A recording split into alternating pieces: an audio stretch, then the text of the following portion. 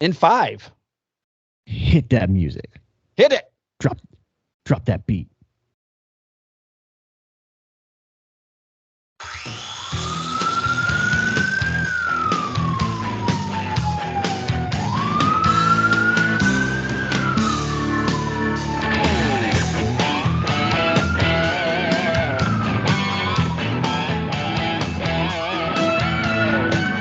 Brandon, do you remember that song?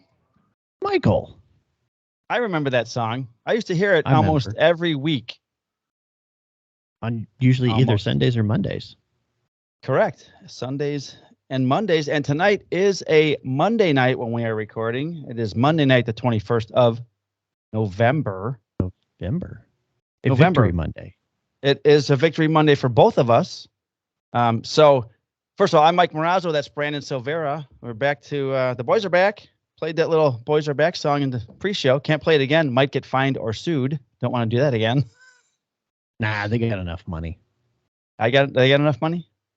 Yeah, they got enough money. Okay. So you're in a victory Monday. Hopefully. They don't even know who we are. So very few people know who we are. No. The important people do. The ones in our lives who are important to us. Yesterday I went to work. When I woke up to go to work, I got up at 4 like I do. And then I sat down next to my daughter in my living room to watch the Bears game before I go to work. Had the Cowboys played first, I would have watched the Cowboys game and then the Bears later. But so the Bears are. Well, you would have missed the whole fourth quarter. Well, I know. So what I did was I watched the Bears game. My daughter goes, "You don't have enough time to watch this game because I leave at 5:30." And I said, "Oh yeah, I do." So I put it on 1 speed, so it's just the guys running around, no volume. And then if I saw a touchdown, I would right, or Benny Hill music. And then if I saw a touchdown, I'd stop it and rewind it and then watch it in regular motion. So then I got to work, still had no idea what the Cowboys did because I didn't want to look. I was going to watch it today when I got up and be surprised. But you can't go to work where your friends also like to watch football and then put the game on, the Sunday night football game in the squad room, and not see the score of when it's the second story that NBC does is the Cowboys beat the living piss out of the Vikings 40-3. I'm like, holy shit. So I actually watched it today. And then I saw your team was playing, and I didn't want to watch it because I was going to watch it in the shop tonight while I edit this podcast. But you told me that they were up by some. You should have told me. Large sum. Well, I still don't know the final score or how they scored, I didn't even I might even get to see a tremendous comeback by the other team. I don't even know who they're playing. I don't really care. Who are they playing? It's the Arizona Cardinals. Oh God, yeah. I am watching them on Hard Knocks in season. That's pretty interesting. Kyler Murray-less. Still, but so Colt McCoy wasn't working his magic this week like he did last. No, he's no good. He's playing like a 38-year-old quarterback. Oh wait, he's 36. He's 36. Well, maybe he's playing like a 38-year-old quarterback. He's playing like a backup. Well, that's why he's a backup. So, I'm glad it's a victory Monday for both of us. So I have a friend who's a big Viking fan, and I'm actually he doesn't listen to the podcast, I don't think. I don't know what that means. It drives me crazy. I don't know. That's what they yell it. I know. They like clap over their heads. Right. And they chant it. So I'm making him a Vikings thing for Christmas. I don't want to tell him what it is. And I'm going to send it to him. Did you happen to see what the salute to service that the Vikings did during their game? I saw that there was a coach on their team that served 3 tours in the service. I don't know. I didn't get to see. Here's what I was doing with the Cowboys game. I was so people could watching, this is like a photo from the stadium. So like people could tweet in like photos of service members and stuff, and like, hey, this is my cousin or my uncle or whoever. Well, somebody said, hey, this is my cousin, did so many tours in the military, whatever. And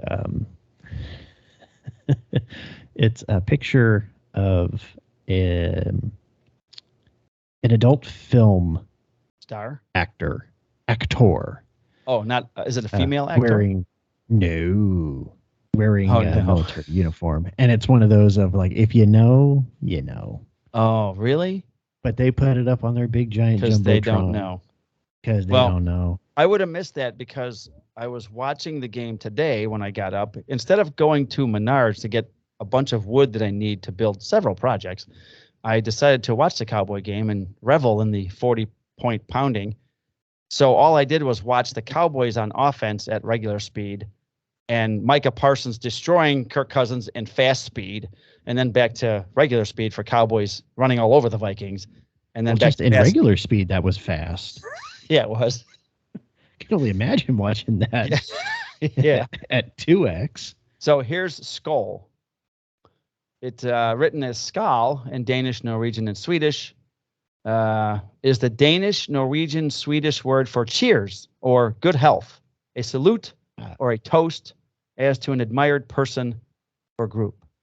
So that's weird. I thought it was going to be like some sort of battle cry. Why do Vikings say SKOL? That's the next question. I don't care. I've given up. Wait, a SKOL was a bowl that was often filled with beer and shared among friends to the word. So the word became a way of saying cheers. So there you go.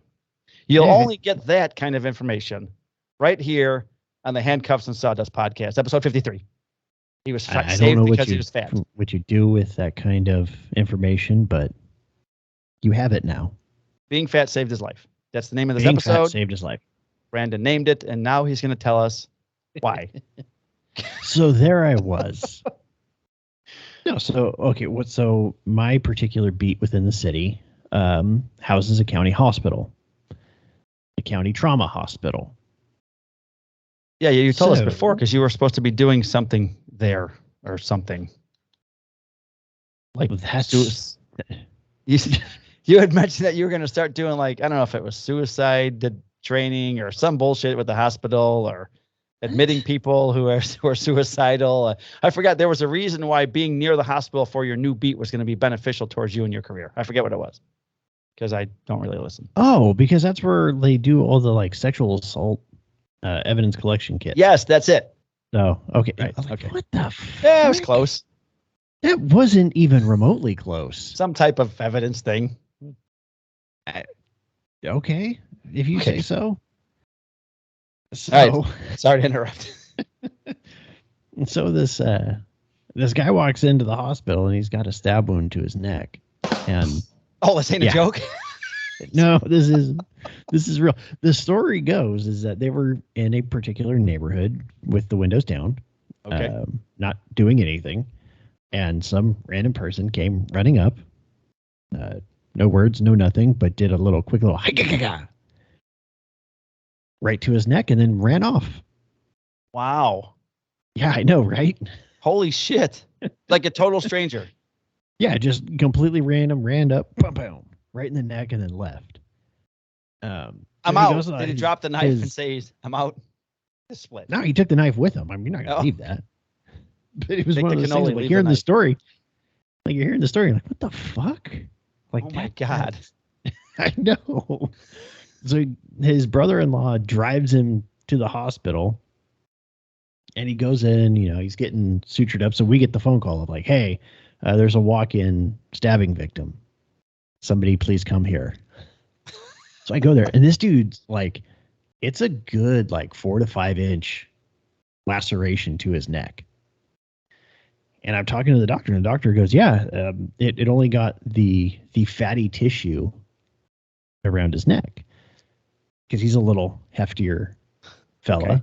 Fat man. And yep. And being fat saved his life because if he had been skinny with little to no fatty tissue around his neck, he'd be dead. Wow. Fat guy in a little coat. Saved his life. So it saved his life. And that's how this episode got its name. Hold on. So the laughing was appropriate this time. All right. Wow. Okay. So what else happened other than fat guys getting stabbed in the neck for no apparent reason whatsoever, other than they were sitting in a car with a window down? Apparently they didn't like the song he was listening to. I don't know. Was it of Hispanic descent music? Okay. I don't know. I wasn't in a car. People have been getting shot and stabbed, and it's fun. It's called, what do we call that again? Job security. Anarchy? Oh, it's not job security. No, it's no. We had so the way the FTO program typically works is, you go off, you start with your primary FTO, you go off to 2 others, and then you come back, right? Okay. So you can show the primary how much you've learned and all this stuff, and then the last 2 weeks, the FTO is in just plain clothes and is essentially a glorified ride-along. So that's what I was. Shadow phase. No, it's called the plainclothes rotation. So this is, you do shadow, then you do plainclothes? Basically. Okay. You do shadow in uniform, though. All right. Her shadow phase resulted in me getting an IA complaint. I don't understand how that worked. But what? Yeah. So you show up on a call. 4.5 years. You get a complaint. You didn't even speak one word. You didn't even talk to anybody. I spoke, but I wasn't mean. Well, come on now. I might have been a little sarcastic. Teeny weeny. But that's just, I'm always sarcastic, though. Of the 3 people that were on that call, I was not anywhere near the most rude. Oh. How did you get an IA complaint? I don't know. What I think happened, and I don't know, because all I got was the little notification saying, hey, there's an IA complaint. We're looking into it. But I think he probably just said, I complain on everybody. Okay. Which would make sense. Throw a big net over the whole department? Well, I mean, just the people that were there. Yeah. So. You didn't masturbate in front of them, did you? No, I did not. I didn't do that. So you got that going for you, which is nice. I make sure my hands, they just kind of stay in my vest when it's cold. Yeah, they do. I just kind of stand right there. That way there's Touching no temptation. Your boobies. Yeah. Well, I mean, it's better than whacking off. Well. At least it's underneath the vest. You can't see what I'm doing. Right. You don't see this. No, you can't see that. No, you can't see that. No, you can't. Your wrists won't even have to move if you do that. Yeah, properly. you just I could even just cross it and be like. Right. Oh, that's even easier. You never know. Easier. That's better. Yeah. Yeah. I got to get all the shit out of my system before these 2 women graduate the academy in a month and come to nights. Yeah. So first, trying to get it out of my system. Yeah. So my recruit's first week of plainclothes, we had to do this update training for the LGBTQ plus. Very good. Yeah, because I've practiced really hard. The training paid off. Excellent. Proud. But I had to come into work 4 hours early at 11. Oh. Do that training overtime, and then baby. Go to work. Yeah, it was great. So we do that, go to work, and then we go to jail because the recruit found an occupied stolen vehicle and a bunch of stolen property. So she had a good little felony arrest to end her week, and we went to jail. And we came out. My buddy sent me a text. He goes, hey, just so you know, there's a citywide holdover for swing shift because there's 2 homicides working in the city. And I went, well, that sucks. Citywide holdover. No one can go home. Yeah. So I told her, all right, cool. Park in the parking lot in the secured lock and then just start typing. Typically during holdovers. Yeah. Typically during the citywide holdover, they just kind of you're there as a just in case something really bad happens. But they typically won't send swing shift out to stuff. Well, something bad happened. Uh-oh, wait, while you were sitting? Oh, no. Yeah. Yeah. So we're sitting there typing. Yes, during the holdover, and then around 2 a.m., which is an hour past when we're supposed to be off. Yeah. A stabbing comes out downtown. And we get sent to it. So I'm like, shit. Not the guy who got stabbed in the neck. No, this is... Okay. The guy that got stabbed in the neck was this past week. This was 3 weeks ago. Something like that. Right. It was a while ago. So we jammed downtown for the second one's there, and it's not just one person that stabbed. It's 2 people that stabbed. And were they making love at the time? Good. No, they weren't. Oh, okay. I mean, that would have been interesting. Maybe it's a really long knife. Yeah. I think at that point it's a sword. Yeah, that could be. Samurai sword. At what point does it graduate from a knife to a sword? Yeah, that's a good question. How many inches does it need to be? Because there's a bastard sword, which is about this big, which 12 inches, right? But then you also have the dagger component. So, what's the difference between a knife, a dagger, and a sword? And a bastard sword and a regular sword. Yeah, I don't know. Well, I mean, it's sword's a sword. It's in the sword class. But a Because bastard you have sword. knife, you have kitchen knife, you have pocket knife. Like, we're not going to differentiate, right? Yeah, We go knife, dagger, dagger, sword. Okay. Like, I wonder where the cutoff is. Like, what's interesting choice of words. Yeah, cutoff. Yeah, it definitely wasn't intended. So you went to that 2 stabbing. People who were not making love got stabbed. 2 people. Yes, outside of a nightclub. Okay. Was it a gay nightclub? So, no. Okay, good. Actually, I don't know. I've never been to that club. I don't go to like clubs and bars. And yeah. Well, who does? Downtown in the city that I work in. Undesirable. Because that's just begging for issues. So, so we get out, and it's like we're the second ones there. As we're running up, I tell the recruiter, "You're kind of on your own on this. Good luck. Like, I'm gonna go be a cop too, so I'm not gonna babysit you. Don't get stabbed." Right. So that was a very long, interesting day where we had absolutely no resources because I had a club with I think it had probably about 200 heads in there. Oh. Including the staff. Okay. And I had maybe 10 cops to work that. And then these guys get loaded up, and the paramedics will tell you, like, yeah, it's life-threatening. Cool. I'll send somebody to the hospital. So I get on the radio and like, hey, I need a unit to go to the hospital. And I get met with, there aren't any. I go, no okay, one's go citywide. Available. I said, okay, go citywide. And she comes back with, no. There's nobody in the city that can go. It's like, oh, shit. So we sit and wait.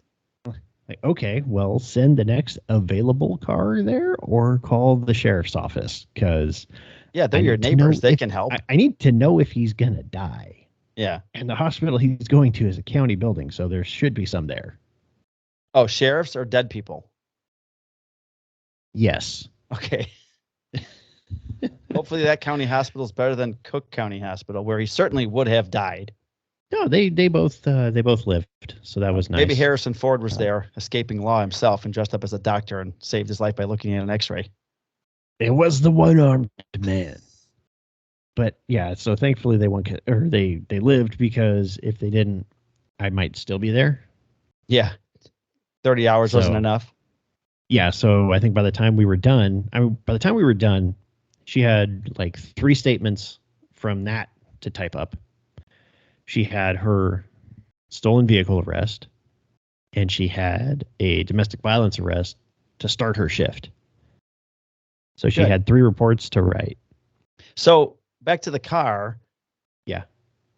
Because Cook County is Cook County, had I pulled over a carload of people in a stolen car, I would have got criminal trespass the vehicle and not anything to do with a stolen car. What did you guys get the charge? Well, I know what she wrote down, and what I suggested was the stolen vehicle, the possession of stolen property. Okay. She admitted to theft from a retail store, so I said that sounds a lot like shoplifting or possibly even burglary, because it sounds like she went in with the intention of stealing. To steal, of course. So I go, but you're the one that's going to have to go to court, not me. So write down what you can. And then she had a little bit of dope on her, and she didn't have a pipe, because I was talking to her after, like, so where's the pipe? Because you're the only person I've met that has meth and no pipe. She goes, well, I snort it. I go, well, that sounds like it hurts. She goes, yeah, it does. Yeah, it does. All right. Well, at least you're honest. Hey, you gotta love an honest crack whore. Yeah. So I think she ended up with, like 4 felony charges. Nice. That will probably all get pled down to misdemeanor, and she'll get probation and credit for time served. Will she have to post a cash bond, or is it like Chicago? Reading the tea leaves. In 5 weeks, when everyone's just out on their own, running around wreaking havoc. So for that, I think the bail amount was 25, 30. It was getting close to 50K. Oh, so $5,000. Do you guys do 10% out there? Yeah. Okay. Yeah. But usually, like, everyone gets released, ROR. Yeah. So they're on recognizance. Okay. Yeah. So whether or not she actually had to pony up any money, or if she's still in jail, I don't know. Do you guys have, because when I was in Alabama and Pennsylvania, which we'll talk about later. I saw bail bondsman places near the courthouse. We don't have that kind of shit up here. Do you guys have that out there? Oh yeah, we have any bail bonds or bail agents or anything like that. They're all like Rappahannock County Jail, courthouse, right, all that stuff. Because it's target rich environment. Yeah, we don't have those. They're not allowed in Illinois. Oh, so well, that's nice. So Dog the Bounty Hunter would be dog poop up picker upper if he was living in Illinois because he couldn't work. The dog. Yeah. So that's it. So that's it, huh? Amongst those are the highlights. I mean, yeah, I'm not gonna. I mean, no pursuits. Right. Oh, okay. And all your rookies are doing well. Yeah, my rookie, she's out on her own. She's on midnights, so she had to work 8 days straight because she went from our team that has Sunday, Monday, Tuesday off to the midnight team in the same district that has Thursday, Friday, Saturday. So she went all the way through. Nice, good for her. Now she's exhausted. Yeah. Welcome to law enforcement, because that's what it is. Yeah. And her last week with us, like everybody was off. So like there was one night, like she was the only regular person there. And then there was like this giant sideshow that she got pulled for. And then like she's there till like 8 o'clock in the morning. And so I sent her a text like, welcome to being a cop. Yeah. Today at the end of our shift, when we got off at, the day shift, one guy called in with food poisoning or an ulcer, my buddy. And the other guy was at his NIPAS SWAT training, so they were short all of a sudden. So the newly minted on his own recruit of maybe 6 weeks, not even, he's forced to stay and work in 18. So same thing, Hey, welcome to the show. Yeah, so speaking of, want to be a cop. Yeah, and we tried. So we just wrapped up last night. We had 2 new rookies that were in FTO. So this is the first time our department has had 2 guys start at the same time. Because we normally... That's awesome. It's awesome until they both come to the shift at the same time, each with their own FTO. So I had one who was like 24, and my buddy Gio had the other one. What? I'm telling you, that is so beneficial for them. Because here's what happens. And I'll tell you why. Yeah. Because that's typically how it works in my agency. Is we have specific training districts, and typically you have multiple recruits on each team, and they go through the training together. Because the midnight team on my side of the week only has 1 FTO, we've only been getting 1 recruit. And what happens with them is instead of bouncing ideas off their fellow recruits and learning together, what they're doing is they're looking up the more seasoned officer and going like, do I do this? Is this okay? And they're not thinking for themselves. They're asking permission to do something instead of just doing it. Yeah, but like our guys don't ride together. So but they end up at calls together, correct? If we can, obviously 4 guys on the street, 2 of us have a trainee. You're fighting for calls in the wintertime right now. If it's not Thursday, Friday, or Saturday night. Last night, we had no paper calls on Sunday night. So you got one guy's being extended 2 weeks because he hasn't had enough experience. The other guy shadowed last night will be on his own starting Wednesday night. So we tried to talk to our lieutenant about switching up the 2 women, 1 on days and 1 on nights. And the other problem is that we have 3 patrolmen that are FTOs. Me and my buddy Dan are the senior. And then the sergeant's an FTO. So total on our shift, we have 4 FTOs if need be. Day shift, 1. So when those 2 guys are on the same day shift and there's only 1 FTO, one's riding with us, the patrolman, who's been there long enough, but they're not being taught properly. Yeah. Okay. No, I can see that. So that's why we wanted to switch them. Yeah. So what I like is them because the way I've seen it done before at a small agency was basically the recruits went to every call together, and then basically you trade off. Like, I'll take this one, you take that one. I'll take this one, you take that one. I need this, you need that. Okay. Right. We try and do that. And then the other 2 patrol officers go to their calls together, and they handle them like actual cops instead of just standing there going like, okay, how do we? So your car was broken into 3 weeks ago. Yeah. Okay. See, let me clear the car. Yeah, dude, it's fine. They've been driving it for 3 weeks. I have story. I always have an issue with the guy that I'm training, no matter who it is, because I guess after the time I have on the job, I kind of look like I know what I'm doing when I show up to a call. It's that presence that we get, right, when you've been on the street for a long time.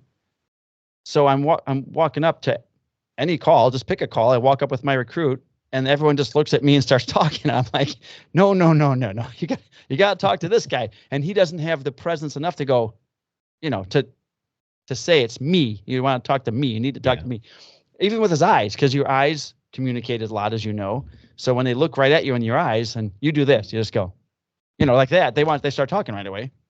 Yeah. So the new guys don't. But so one guy's now Wednesday night will be his first night completely on his own, and then the other guy.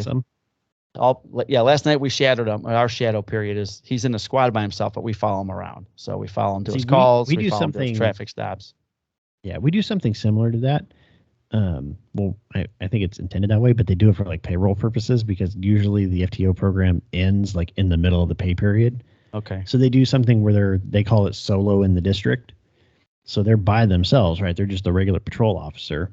Typically, like mine, there was a day where we were, it was the overlap day, so we'll go somewhere else in the city. So she and I went to the same district, but she was on her own. Okay.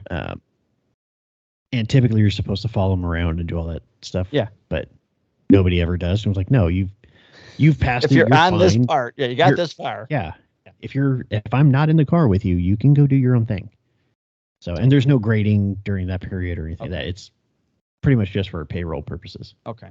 Well, one's being extended 2 more weeks, so I'll have him Wednesday night. And we're supposed to have him on Thanksgiving. It turned out that we had enough guys, and I'm like, fuck you, I'm not working on Thanksgiving. So I took Thanksgiving off. It's my favorite holiday. Well, you should. And I've worked enough Thanksgiving in my entire life, let alone at the police department in 23 years. So I'm not going to do it. But so I'll just touch on a few things that I've had over the last few weeks that I found, thought was interesting. One, my buddy Brian, who's the newest rookie who's on his own now. We have a lot of deer in our town. We have 2 big forest preserves, and we get a lot of deer accidents. Did he hit one? He didn't hit one, but it's like, 6:30, 5:30 in the morning, we get off at 6:45. So 5:30 in the morning, we get the 1050 crash with a deer. And I follow him over there, and we pull up, and there's a guy that was driving northbound on this big 4-lane highway. And the deer came on the right-hand side. If you're driving northbound, your right-hand side is east of you. That's where the forest preserve is. On the left, on the west side of that major street, is all the residential area, apartments, houses, subdivision, whatever. The deer was on the west side of the street and came running to go back towards the woods, and then slams into this van. There was a 10-point buck, huge, big buck. When we get there, the van is now facing southbound.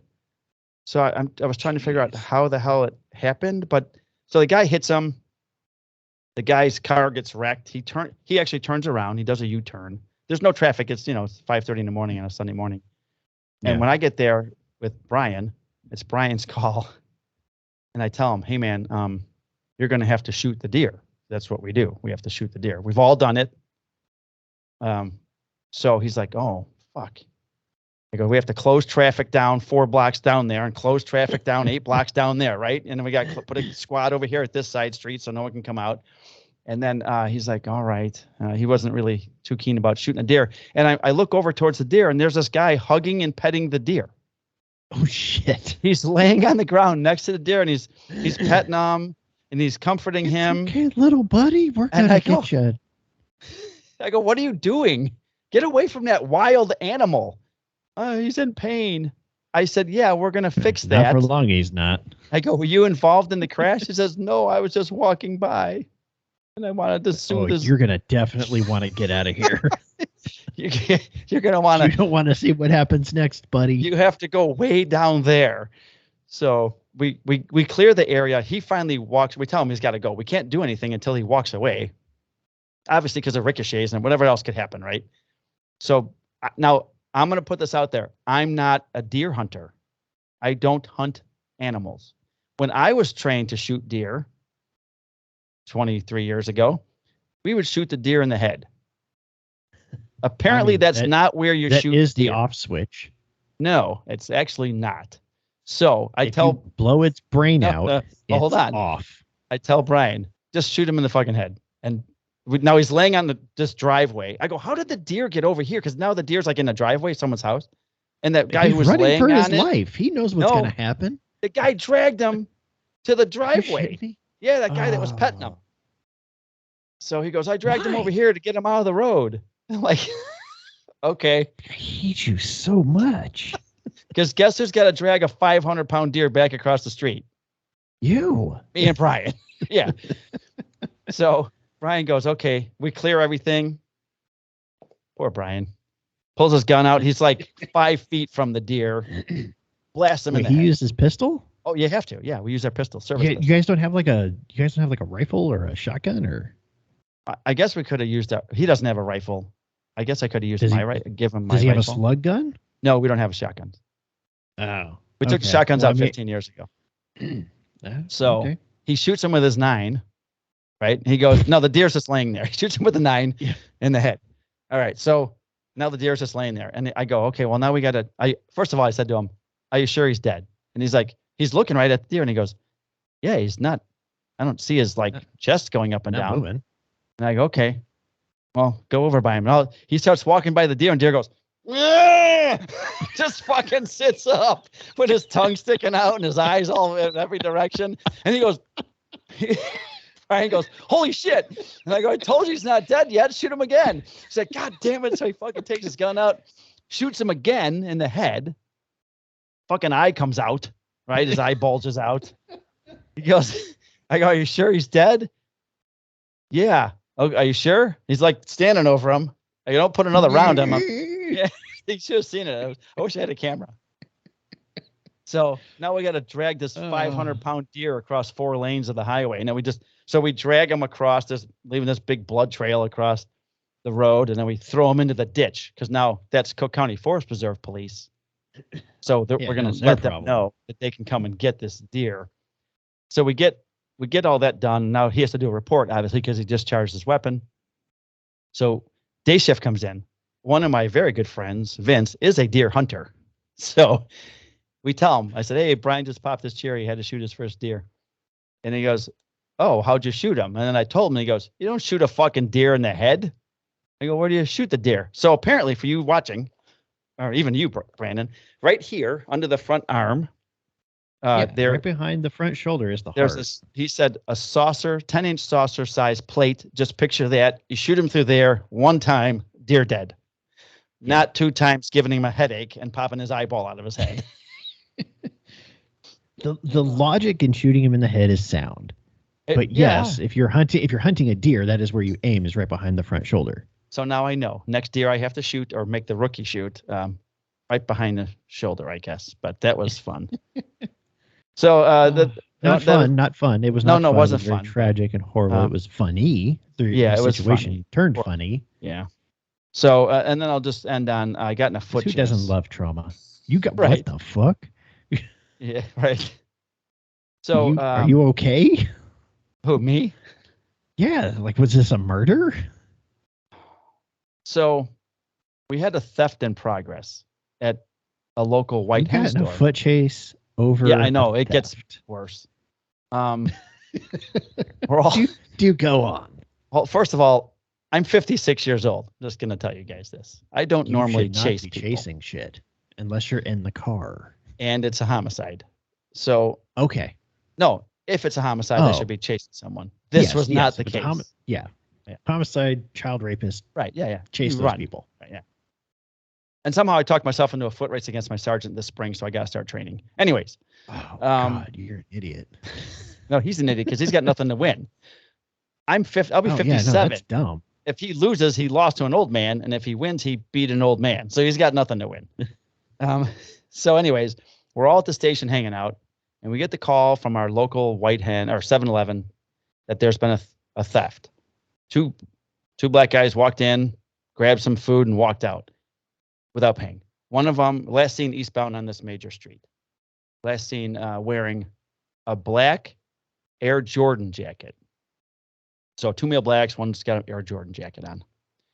So cool. I don't know. Should really narrow down your suspect pool. I know. I don't know how I always end up first. But anyways, we get in the cars. And so geographically speaking, we have 2 major east and west highways. And they're separated by about 10 blocks. There's 2 side streets that run from the south end to the north end. And they run along parallel streets. So you can go north to a parallel street to the parallel big road. So they were last seen walking on this major road. And then just south of that is a street that runs along it parallel as well with apartments. I come flying up the side street, turn off all my lighting, so I'm all blacked out.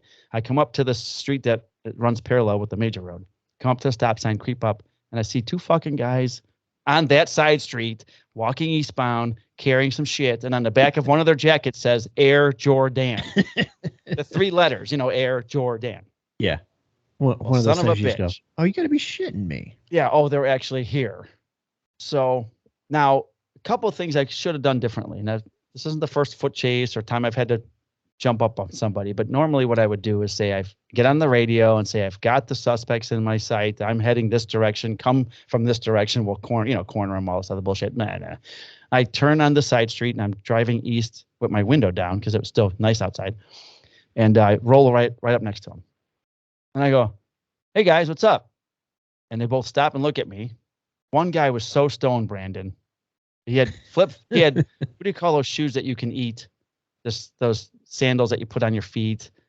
They got the holes in them. They're made out of rubber. That's like you can. You have the Crocs? Yes. One guy's wearing Crocs, and they got that. The heel strap that you can flip forward. Yeah. So it's not actually on 4x mode. Yeah. So it was up forward. So this guy isn't going anywhere. So it was up forward. So he was in leisure mode. He wasn't even in 4-wheel mode. He's in leisure mode.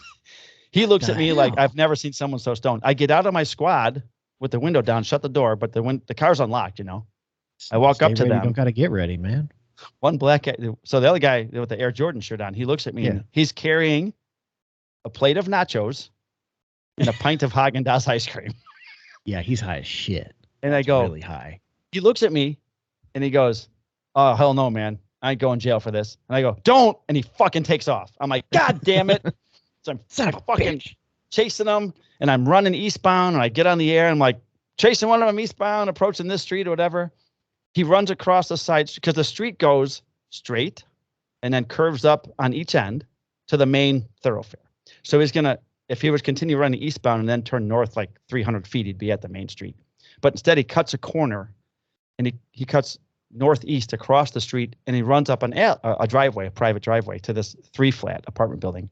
And I'm yelling, stop running, motherfucker. I'm going to tase you. So I get my taser out and I'm calling it in. And I know where he's going because I've been working here so long. He's going to run into the back of this apartment building that has a fence. The parking lot is fenced off and you can't get out unless you jump said fence. And then you'd have to jump another fence to get to the main road. So I stupid, for those of you in foot chase, don't ever do this. I blindly run up the driveway because around the corner, I can't see what's around the corner. He's around the corner and there's cars parked back there, but I run up the driveway without tactically, cutting the pie, slicing the pie, right? I just run up the driveway. Run up the driveway, come around the corner. He's standing by the fence holding his food. He looks at me. I run at him. He runs. Now I'm running towards him. He's running. He still has the nachos? Oh, yeah, because I was going to tase him once he was trying to climb the fence, right? So he looks at me. Now it's like a Benny Hill video. He's over here. I start running towards him. He runs away from me. Now there's a car separating us. So now we're both running in the same direction. He's on one side of the car. I'm on the other. And he's back down the driveway. So now I'm running back. I fire the taser. Miss. He runs down the street. Brian's coming up the corner. Almost gets hit by Brian. Brian's squad's flying up the street. He runs right in front of Brian. He's still running towards the main street, north through the main street. Now Brian's chasing him. I got to get to my car, which is open with the window and a rifle in there and everything else. So I'm running back to my squad and I see the other shitbag on the street with a second person now, a third person. He's still there. Standing there. Well, he walked about 50 yards away, westbound, away from the area, So I yell, get the fuck back over here. And he's like, okay. So he turns around. He starts walking back towards me with a woman. who wasn't there 4 minutes ago when I got in this chase. And I look at her and I go, who the fuck are you? And she's like, that was my stupid boyfriend who stole the food. And I go, give me all his information right now. And I can hear Brian. I need you to hang out. Yeah.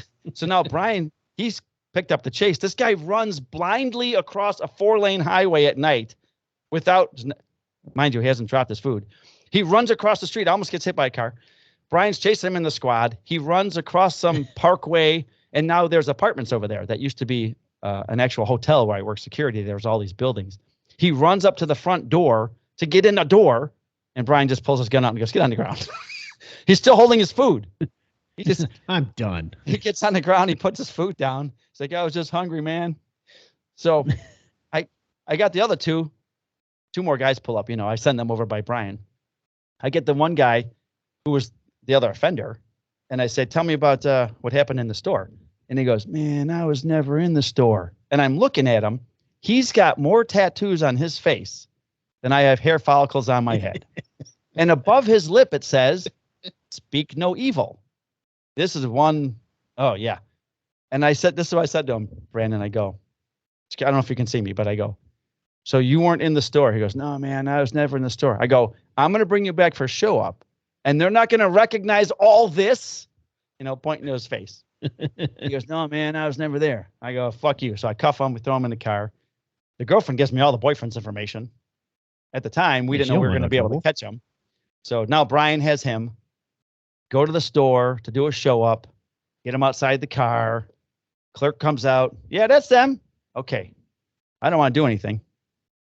I'm like, what? Yeah, we're not going to sign complaints. What the fuck? So we ended up bringing him for a local ordinance charge for theft and resisting. And I'm like, fuck you, Whitehead, or whatever the fuck your store's called nowadays. I ain't never. And the next day, my boss goes, DC goes, what are you fucking chasing people for? You're too old for that shit. And I go, fuck it, I ain't chasing anybody anymore ever my whole life. I'm done. Not going to chase anybody anymore. So other than that, I hit my head on a tow truck, boom, trying to clean up crash. And then I guess Troy comp either. Troy felt bad. So then he gave me a bunch of stuff. I don't know what it was. I forgot. He gave me some stuff. It's a concussion. I can't remember. I had this big knot on my head, and I had to have the paramedics come down at 2 a.m. and bandage wrap an ice pack to the back of my head. So I got a picture of me looking like an idiot typing a report with an ice pack on the back of my head. So those are some of the things that happened. And as long as we're talking about work, before we go to the Fallen Officer Memorial page, which I think we have like 15 or 18 officers. I got a call from the deputy chief today. Actually, he texted me when I was sleeping, said, call me when you're awake. I'm like, okay. So I shoot him a call. I'm like, what do I do now? Or what did I forget to do? Because I've been forgetting to punch in, and I went to training, forgot to punch in. I'm so fucking tired lately. My vacations, really tired me out. And he goes, hey, so-and-so is going to be going, my buddy who's a detective, he's going to have surgery. He's going to be off work for quite a while. So he said, he's going to be out for like 6 weeks, and we'd like to put you in investigations. Hey. So he goes, you'll start in December, like as soon as he goes in for surgery. And then it's probably going to be about 6 weeks. He said, you'll have to go back to your shift when he comes back full time. But are you interested? And I'm like, fuck yeah, man. I've been wanting to get in investigations for a long time. And I know it's not permanent, but they are short a detective.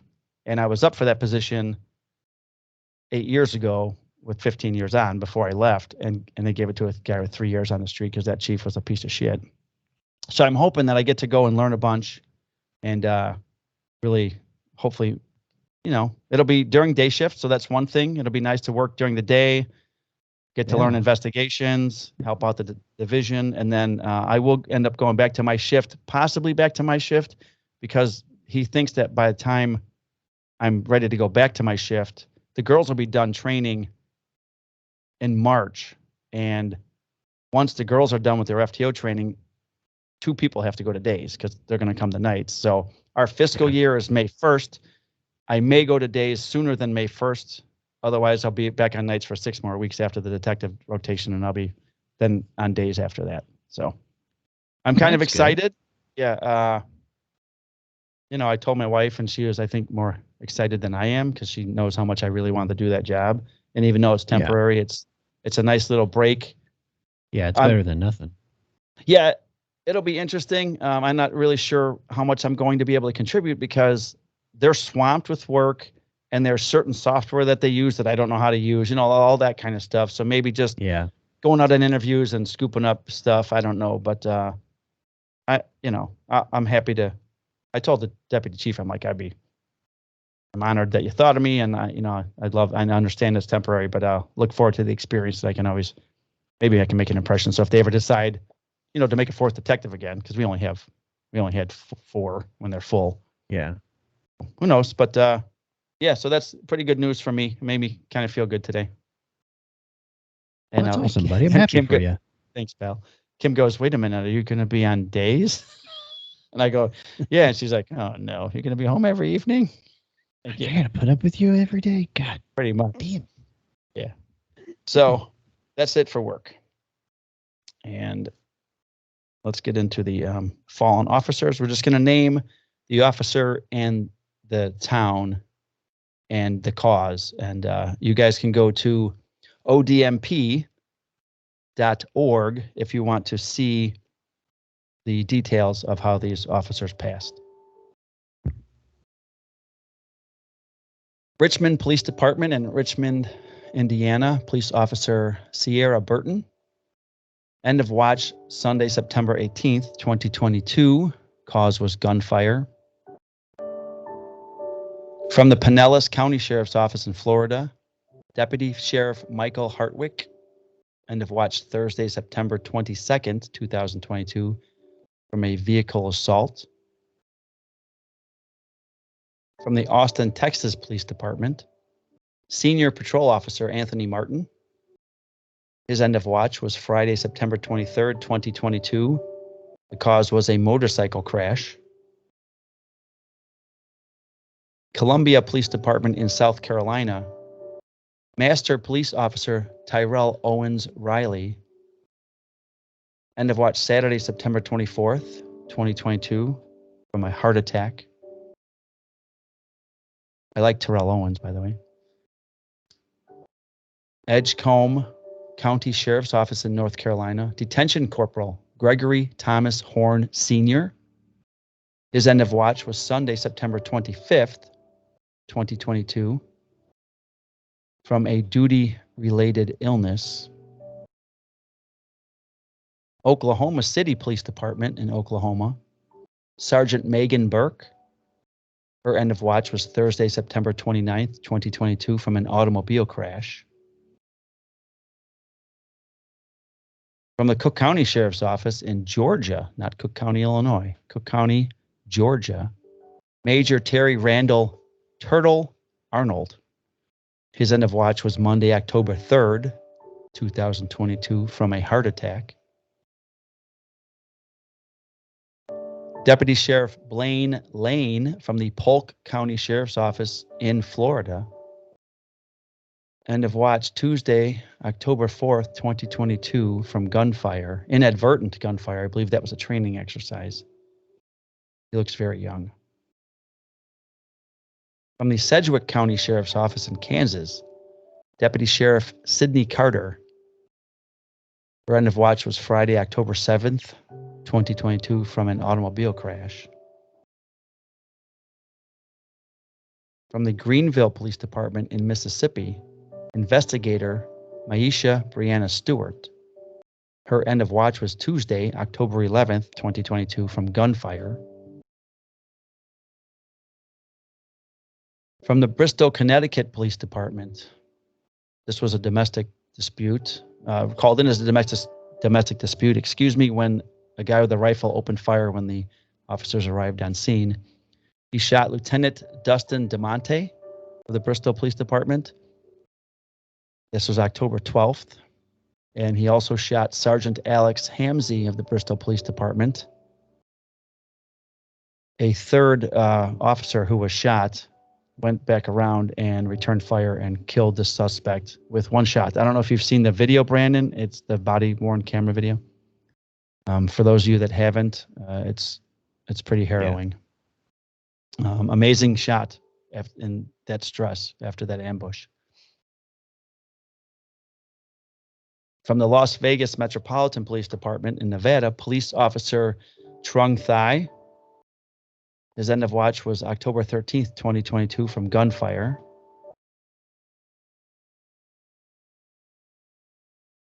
Police officer Stephen R. Northam II from the Carrollton Police Department in Texas. End of watch was October 18th, 2022 from an automobile crash. From Homeland Security, Customs and Border Protection, Officer Jorge Arias, whose end of watch was October 19th, 2022 from inadvertent gunfire. From the London Police Department in Kentucky, Police Officer Logan K. Medlock. Sunday, October 30th, 2022 was his end of watch from a vehicular assault. From the Niagara Falls Police Department in New York, Lieutenant Christina Zell. Her end of watch was Monday, November 7th, 2022 from COVID-19. From the Grand Prairie Police Department in Texas, Police Officer Brandon Tsai. His end of watch was Monday, November 14th, 2022 from a vehicle pursuit. And from the Marine Interdiction Agent, United States Homeland Security, Marine Interdiction Agent Michael O. Maceda. His end of watch was Thursday, November 17th, 2022 from gunfire. And I'm checking to see if there are any dogs that Brandon can tell us about. And there appears to be a number of them. So I think 3, Brandon. Yeah, my mine's being a little slow. Okay, so the Metropolitan Police Department in the District of Columbia, K9 Rocket. End of watch, September 19th, 2022. 7-year-old good boy. Then from the Georgia State Patrol, K9 Figo on October 7th, 2022. And K9 Pepper from the Greenville Police Department in North Carolina on November 16th, 2022 from a snake bite. 1 from heat stroke, 1 from gunfire, 1 from a snake bite. And the gunfire one, the suspect was shot and killed. Amen. Hopefully Figo got a bite in there before, he was succumbed to his injuries. Yeah. All right. That was an awful lot. And since we're kind of on this topic, our thoughts and prayers are with the 25 LA County Sheriff trainees that were brutally and savagely attacked on a morning run by some asshole who accelerated into their running formation and is now claiming that he fell asleep at the wheel. Come on. I haven't seen that defense yet, but come on. Really? And is saying that he was pulled out of the car and assaulted by the personnel on site. How he's not sitting in a jail cell right now and already charged with attempted murder is beyond me. Well, that one I can't understand. He's not already in a body bag. Like that's gonna be. We can't shoot in California. It's like if you shoot at a moving car, you're done. Yeah, unless that moving car is trying to run you over. No, even then. Oh, that's not good. Even then. Unbelievable. Yeah. That's kind of why more and more I'm considering moving cross country. I don't blame you. Don't come to Cook County. I'd like you to come here, but Cook County sucks. Don't work. No, come to Illinois. I think we've got it narrowed down to where if we do pull the ripcord, it's going to be one of 3 states. Colorado? Colorado's one of them. Tennessee is one of them, and Florida is one of them. Nice. Florida, hot, bugs, hurricanes. Hurricanes, humidity. Not a big fan. Yeah. My brother speaks well of Tampa, though. He's down there, so yeah, he'll welcome. I hear good things from people that are there, but yeah, Yeah, humidity I'm not a big fan of, and hurricanes are like that doesn't sound like fun. Yeah, actually, the hurricane that just came through, I was down. Which one, Nicole? The one that devastated. Is it Nicole? Yeah, right. Just hit Florida. I don't know. There was. And I was driving home from Don's when I was in Pennsylvania, so that first week of October, and my friend, a high school friend that I grew up with, my buddy Norman and his wife Paula, we all grew up together.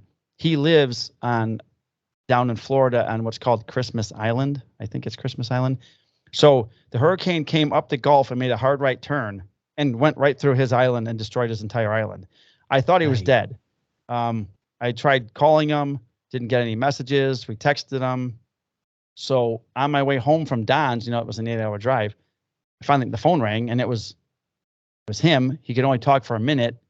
Very bad cell usage, obviously, because the cells were down. Yeah. So he said, "I'm okay," and he had to go. And then I didn't talk to him again until I was down in Alabama at John's. He called me and told me everything that happened. His house is on stilts, but they lost everything.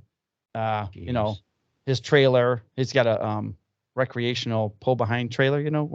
Mobile trailer. A recreational vehicle? A camping trailer that you hook up to your Dodge Ram that just got washed away in the hurricane. Yeah, so he lost his truck, his trailer. The trailer was a $120,000 trailer. His truck, his roof off his house, his son's car, his wife's car. It's all gone. So, the insurance companies are working on putting everything back together, but he still doesn't have a roof on his house. He's got the tarps up there as they're trying to finish up. So thoughts and prayers to everybody still recovering from the hurricane that hit in October. So yeah. So what do you got going on in the shop the last 6 weeks? Laser stuff. Laser. So I got it. I got me to my number 2. His name? Number two. Okay, laser. Yeah. So I got the Ortor Laser Master 3. Laser Master. Got a air assist and the honeycomb bed to help out with the cutting. And you got that too. Yeah, went and designed a couple ornaments. Okay. So this is one of them that we've been. Oh, doing. I like that. Is there one that says Marrazzo in that group that's actually coming in the mail for my tree? Possibly. That might be happening. That's awesome, dude. Did you so those are cut separately, painted separately, put together with glue? Yes. Right? Okay. Yep. And this one I'm particularly proud of because I did all of the vectoring and design of it from scratch. Wow. Look, it's a Christmas tree with the word Silveira across the middle of it. It looks very nice. Yeah. And then, I know I'm a little bit late to this thing, but how people were laser engraving like slate coasters. Yeah. So now I'm. Look at that. A part of that. Where do you get the slate? From Amazon. So you just buy the blank slate coasters and then you put your logos on there. That's awesome. Yeah.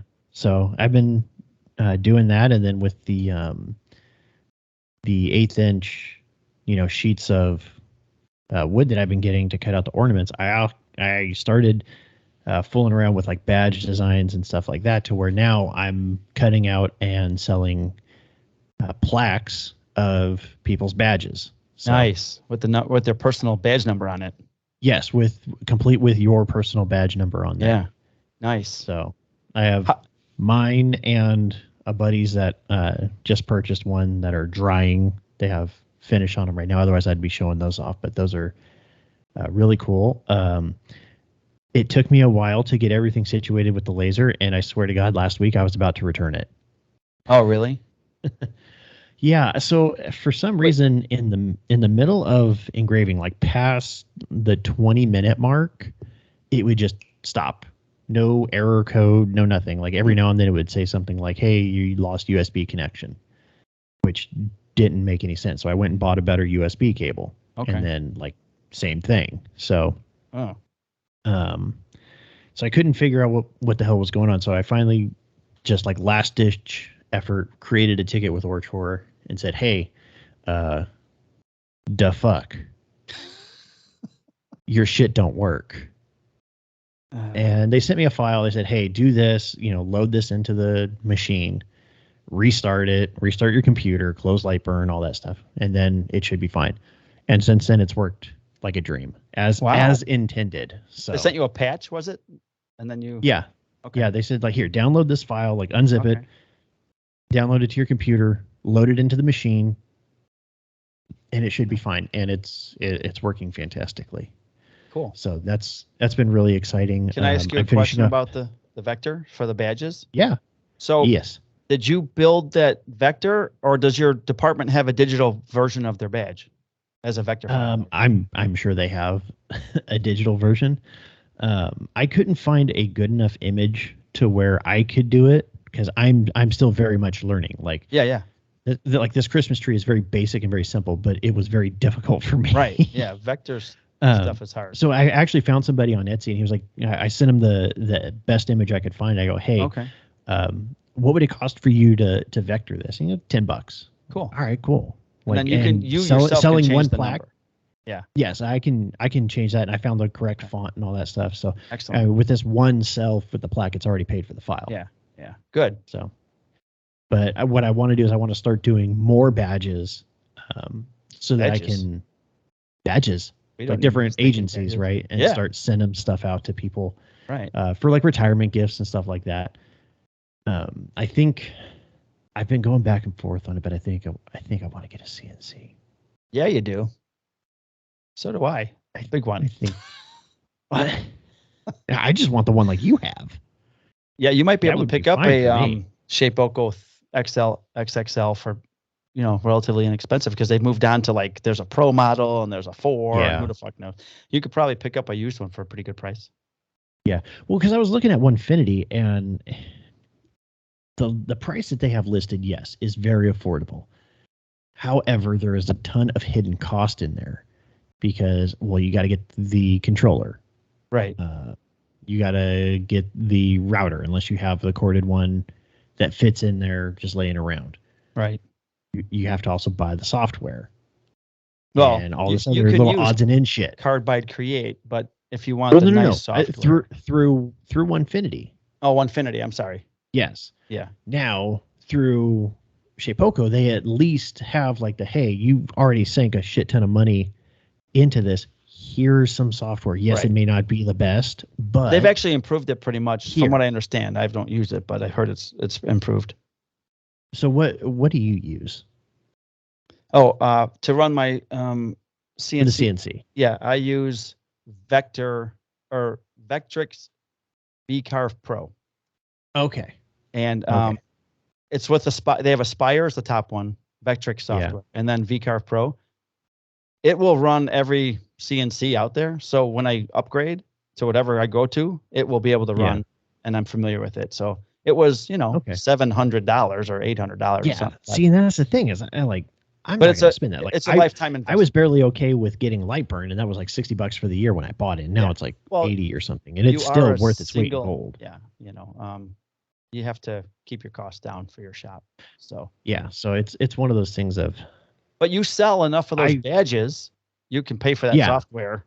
And that's kind of where I'm at with things of like with the laser I have now, and I'm trying to wrap my head around this because I would love to get to the point where if I wanted to pull the cord, I could take this full time. And I kind of understand that I'm going to have to get into more of that like custom signage and doing things like that. Like I enjoy that stuff. I enjoy I never consider myself artistic, but I guess this would be considered artistic. Art. Yeah, it is. So I get a lot back out of that. So I think that's the route I want to get or go because like building furniture, like that's great and all, but I don't really get a lot out of that, like personally. So like instead of like saving up and getting a domino, right? I'm not going to use a domino enough to justify spending $1,000 on it. Now, doing custom signage, I would be able to justify getting a CNC for that because I would use that enough. So it's one of those things of like, when is the right time to do it? And then being okay with, for what I have now, I can cut through 1/8 inch material pretty pretty easily. So even for bigger signs, it might take longer because I have to cut You have to each do the template, individual right? letter. You do the template? Mean, it would be cutting individual letters and then so like piecing them together. If you took a piece of wood and you cut out the letter, like the whole word, and then can you put that what you just cut out as a template onto your piece and then use it to glue the letters onto your piece of wood or acrylic or whatever? You can do that, right? Because that's what I think Sam does over at Uncharted, right? He makes a template. Well, yeah, he makes a template out of cardboard. But you must cut it with the laser because it's precise. Yes, he uses the laser. He creates like a very small offset. Okay. So he can kind of set the stuff in there and pull it out. So you'll have to do something similar, I guess. Yeah. Well, I mean, for the stuff I do now, I lay it out with just painter's tape. Yeah. And then rulers and stuff. Yeah. I can line things up that way. Right. But there would be some things where like, okay, I'm going to need a template for this, and even with my laser now, I could cut out, cardboard. Okay. Yeah, I didn't know that laser was so much better than the one that you had. Yeah. So this one is the way they used to market things was really misleading, because like my old laser, it's a 15-watt laser, 15-watt in, but actually output is like somewhere around like 5 to 7. Okay. What I have now is a 10-watt, but it's a 10-watt output. Yeah. Okay. That's a lot. So different. it's it's like way twice different. as much. Well, yeah. Well, because when I was talking, correct. when I was talking to Annie about it, she goes, "Okay, so like, how powerful is this laser?" I'm like, "Well, it's a 10-watt." She goes, "Well, isn't the one you have now like a 15?" I was like, "Yes and no." Right. Yeah. It's 15 watts of power in, but by the time it comes out, it's like 5 to 7. This is a true 10-watt out. She's like, oh, "Okay." She's like, "So they were a bunch of shitheads before?" Yes. I don't know what the one I bought from David is. I thought it was I think that one's like a 20-watt, but it's 20-watt in must be. Yeah. And then by the time it comes out, it's probably closer to what I have, maybe a little bit less. Okay. So. Well, that does some amazing work from what you showed me. Yeah, it's been a lot of fun. I want to do more. Like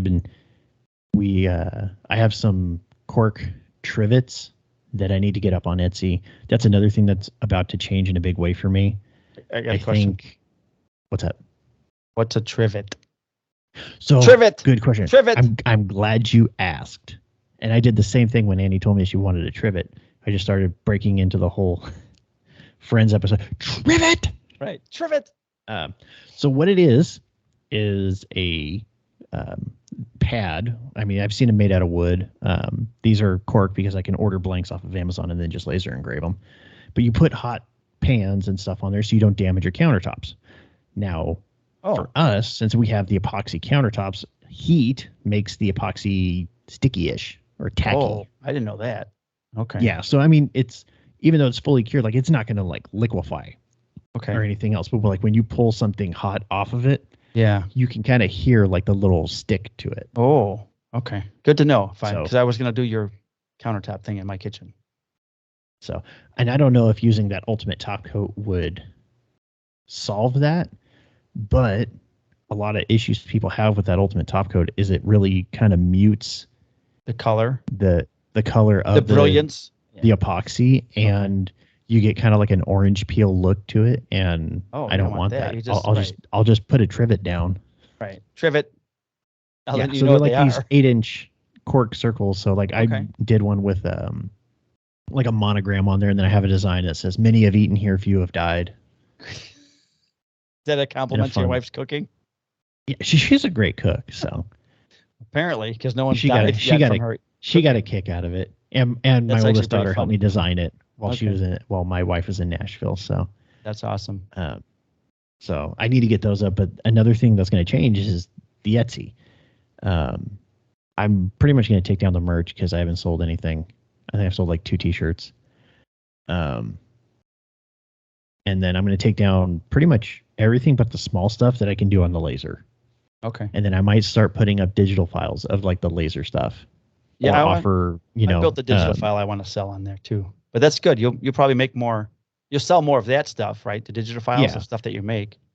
Yeah, because I mean, it's 20. Yes, and it's like 20 cents a month to list something, but I'd rather just not throw away money. So I'm gonna really go back. Like it's gonna be like soy coasters. I scaled back. Yeah, so it's gonna be pretty far scaled back. Oh, and speaking of merch and stuff, I wanted to thank like the 3 people, David Miller, Trevor Moore, for sure. They each participated in the Pink campaign. Nice. With their donation, I think we were able to make. So we took a portion of each of the sales of the Pink campaign stuff, and then I did my annual $50 donation on top of it, and I think we donated around, let's say, like $70. Nice. To breast cancer research and early detection. So very nice. So we did a little bit of good. It was better than nothing. Not as much as I was wanting to. I was hoping to do at least 150, but we fell a little bit short of that. I meant to buy a pink thing from you, nothing. But my wife won't wear anything that's got pink in it. She hates it.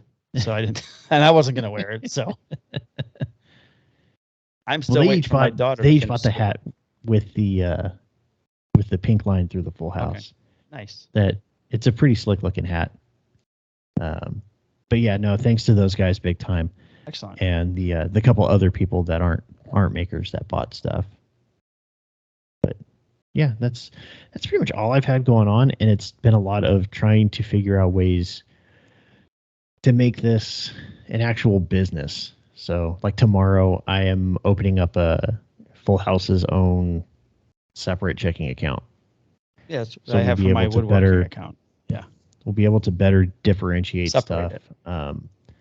And then I'm going to probably take like one day a month and do some overtime stuff to just get like some influx money in funds. there. Yeah. I should actually. Little seed money. Get some overtime and put it in there. So I'm trying to think of little things to do to kind of help that grow. And then like just being able to get my name out there. Like I'm going to have to really hustle the beginning of the year to just kind of build up a stock of stuff, and then do a couple of local vendor shows, and maybe even donate a couple of signs to like local businesses, like my kids' like karate studio or my daughter's ballet studio or something like that. Yeah, you're going to have to put product out there for free. Yeah, I don't like that. It goes against everything in my being. I do a lot of marketing that way, and I don't know if I've gotten anything from it, but one recently, which I'll find out and I'll tell you about when we get to my turn. Well, it is your turn. I believe I am done now. You're done now. So it's been a busy month. So like I said, I haven't been in the shop much because this jointer and I got disgusted with it, and I'm finally at the point where I'm going to square up the fence and just run wood through it. And if it's off a little bit, who cares? But so I went down to see Don Can, this functional woodworker. Spent a week in Pennsylvania in Oil City. I did not know this, but I thought it was a small town. But Oil City is actually where Pennzoil started, and it's the headquarters of Pennzoil. And Rockefeller had an office there. Some of the architecture there is just incredibly insane. I went into his sister is an artist and does porcelain paintings and stuff. So we went to go see her studio. One of these old 1800 buildings, it was built in the 1800s. It's now like an artist studio. So every floor has artists in it, either musicians, painters, sculptors, whatever. And that's where she's at, where she's got her studio. I bought a hand-painted porcelain mirror for my daughter, Morgan, from her. So we got to see that. I learned a lot about Pennsylvania. Absolutely loved. I drove down there. It was disgustingly beautiful along the river at sunset while you're driving around. Me and Don had a great time. We shot the video for the Indestructible Shoes. I saw that. Yeah, where we tried to wreck the boots, and I actually just got my new boots came in. We wrecked them. I actually put I think we put like 8 rounds 8 to 10 rounds of gunfire through them. Don was shooting his 1911 45, and I was shooting the new AGX Pro 9mm. So I just recently threw the boots away because my friend Dan at work always wants something for free. So he says if I mess something up in the shop, I should give it to him, which I have. So he was joking. He's like, I want those boots. So I kept them in my shop for like a month. And then I finally, because we burned them, we nailed them, we shot them, we sawed them. I finally just threw them out. And I was going to do I think I have to sneeze. Hold on a second. It might be passing. I'll talk about mine real quick. When one of the things I did is I threw an egg into the toe, and I hit the composite toe with a hammer. Yeah. To see if it would protect the egg. Oh yeah, it broke. It broke bad.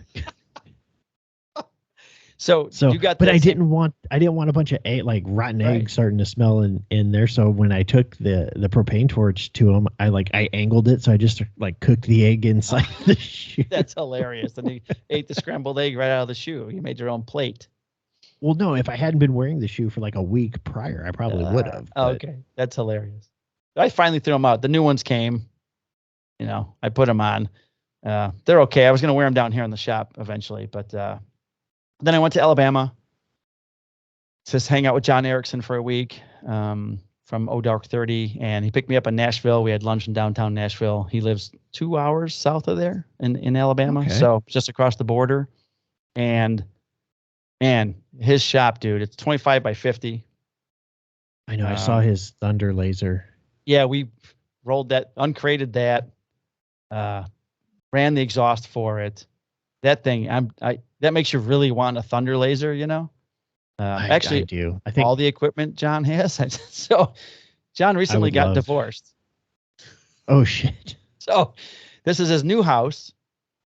So they had 2 homes, each got one. He sold his, bought this house. This guy had a classic car in this garage, and it was unfinished garage. It didn't even have a ceiling. It had the roof and stuff, So John had all the insulation blown in, and then all the electrical, everything done. Epoxy floor. And he hadn't posted on Instagram in a long time because of all the personal stuff. And then I was posting stuff in my stories. And then someone reached out to him and said, holy shit, dude, did you get divorced? Look at all those tools you bought. And he's like, yep. As a matter of fact. As a matter of fact, I did. Because I saw that laser, and Thunder is one of the ones I was looking at, because I was debating for a while, do I upgrade to the Laser Master 3, or do I just keep saving and get the Thunder? And then I saw how much some of the Thunders were. The one that I want is $10,000. Yeah. Hey. With everything, I think he said it was 11.5 or whatever. Yeah. So you have a place to put it. You have your shop is in your garage. I can't get that in my shop because it doesn't come downstairs. So I can't get one until I retire. Move out of there's state. One spot that I could put it. I would have to reconfigure some things, get rid of my first workbench that's on casters, and that's where the laser would have to go. But you have room. If I get the CNC, I could, but it would be it wouldn't be. I don't think Annie would be that happy. It's on my. I'll get the Generation 10 by the time I get one, because I'm talking in 8 years. But whatever. So Alabama was great. John's such a great guy. We had a lot of fun trying to get stuff into his shop, and we went to the Army base, because he works for the government since he retired from the military. He's a contractor for the military. So we actually went to the base, and I'd never been on a base before. And NASA actually has stuff on this base. And we went to the PX, and he's like, we went to get lunch. And then he goes, we walked into where they sell everything, like a store. And he's like, oh, look, here's a 75-inch TV for $600. I think I'll buy this. I'm like, hey, shop TV. So we grabbed that. Then we hung that bitch up in his shop, and it articulates. So if he's in the far end of the shop, he can pull it out and rotate it so he can see it from the other side. Well, yeah. And we did that. And then he has a 20-inch planer. It's on 2 pellets. And our plan was to get it off the pallet. So we got it in the garage. And then you need a fork truck, and you can't get a fork truck in his garage because he's got an apron, a concrete apron, but then it's all crushed limestone. So he already tried bringing a fork truck in there with hard wheels, and it sunk. He had to be towed out. You're saying forklift, really weird. Forklift, yes. Fork truck. No, I was a certified fork truck driver. forklift driver back in the day. But anyways, he tried getting one in there with the hard wheels. You lie wheels. on your resume and you get the job. Actually, he did it at ComEd. That's I was a forklift driver. It's not a fork. It's not a fork truck. It's a forklift. Forklift. Well, in 1988 it was called fork truck. Well, you were wrong then. Yeah. So we can't get one in there because this garage roof isn't really high. It's just a standard door size. Plus, it was sinking in the rocks. So I don't know. It's still on the pallets. I think he hasn't been able. It weighs like 800 pounds. Yeah. So we weren't able to get that off of there. We unpacked the laser. He's got one of the big Laguna dust collectors. Yep. And when they sent him, there's a 5-foot filter that goes on it. His came oblonged. So he sat on it. He tried to make it round. He couldn't get it on there. He finally got frustrated. So he put it aside. And then when I was there, he's like, let's try this one more time. So he got some straps. We like cranked the straps to try and make it back to being round. And we actually got it to work. We got it up. It's all in there. And that's working. So we did some work and we did some good for our shop while I was there. That was fun. And then came home and a couple things I did. I got an Etsy order for a Punisher bottle opener. So that's going to be a Christmas gift. She asked me to Christmas wrap it. So I've got that. I have to engrave. I got it all painted, ready to engrave that. And then I was telling you, I made the flag for Sheriff Wayne Ivey. Yes. And I posted a picture of it. Well, let's remind everybody who Sheriff Wayne Ivey is. Yeah, so Sheriff Wayne Ivey is in Brevard County, Florida. And in August of 2021, 2 of his deputies were on a traffic stop when some shitbag came out with a rifle, started shooting at the deputies. His gun jammed. They retreated behind the side of their vehicle. They lost sight of him. He came back around from behind, started bashing one of the troopers in the head with his rifle, and then the other deputy shot him 16 times. And Sheriff Ivey had the press conference, and someone asked him why the deputy had to shoot him 16 times. And Sheriff Ivey said, because evil can never be dead enough. And at his major press conference, they showed the video. And you can go to the Brevard County website or up on YouTube. They have a YouTube channel. You can actually see the actual body cam footage of the incident and his sharing of that and that press conference.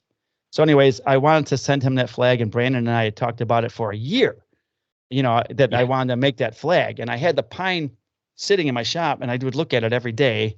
So I finally made the flag, and I didn't just want to send a large package to a sheriff because people might expect something as bad in there.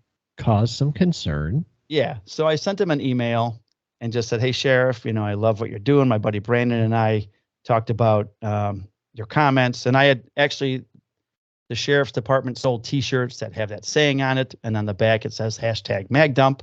So they donated money. So I actually have one of those T-shirts. And so I sent him an email and said that I really loved his stance and how he protected his officers, and that shit wouldn't float in Cook County. It's exactly what I said. I go, you wouldn't last 5 seconds in Cook County if you said that.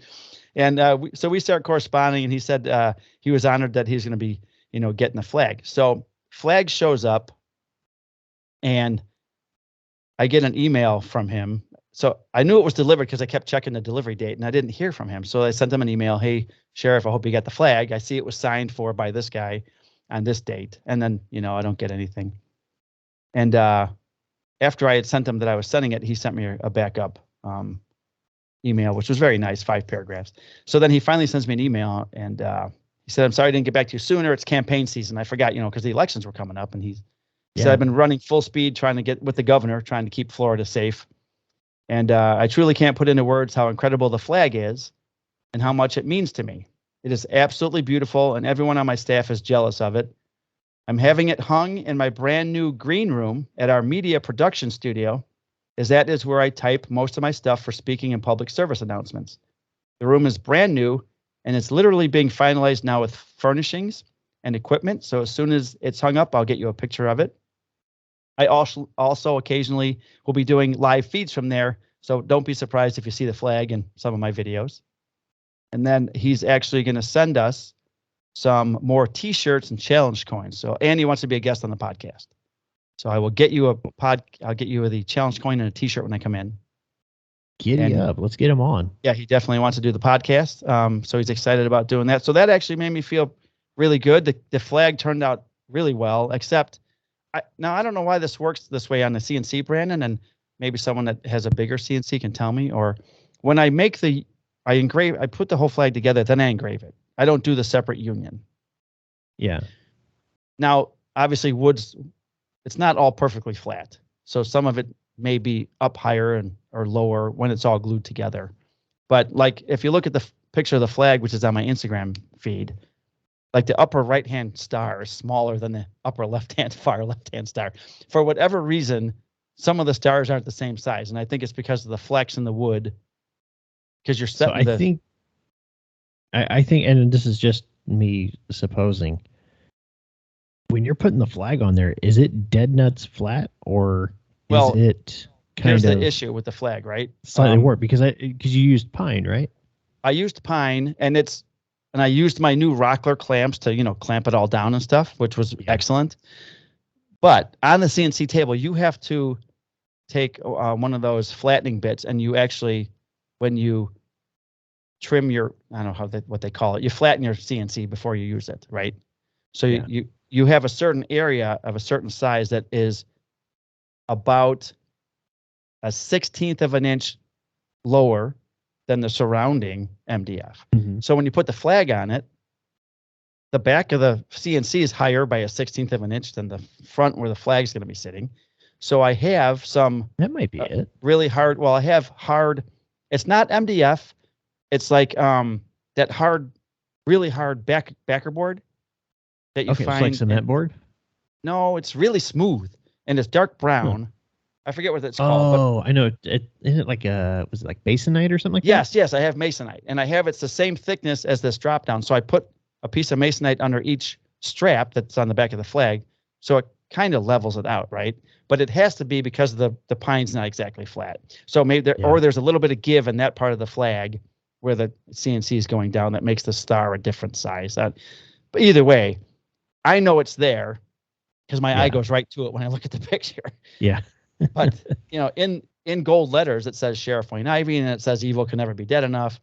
It's pretty cool. So I was happy that he got it. He loves it. I also sent business cards and stickers and podcast stuff. So hopefully I'll get a flag or two ordered. And I told him if any of the deputies want a flag, I give them 10% off. I haven't gotten an order yet, but you never know. That's what we're talking about, right? Free, giving away product to support your business and draw attention to your business. So I did that, and I've got a flag order that just came in this week. Delmar, Uncle Deli, had a guy who owns a trucking company buy 5 flags from him. And he reached out to Delmar now, and he wanted a Purdue flag because his daughter's graduating from Purdue. And Delmar's just too busy with work and kids. So he sent them my way. We just finalized the design yesterday. So I'm going to pick up the wood for that tomorrow, and I'll be doing a Purdue flag. And then George Vieira, he's got this sign that I wanted to make for his sergeant's office. And I put the oak together, I stained it, and then it warped. And then it unwarped, so I started engraving it. And I hate oak, if I haven't told you. Oak sucks. Oak sucks to engrave in because it's so grainy. I engraved a little bit on it. Didn't like how it was engraving. I took it back off. It warped again. I don't know what the fuck the problem is. So I have to come up with some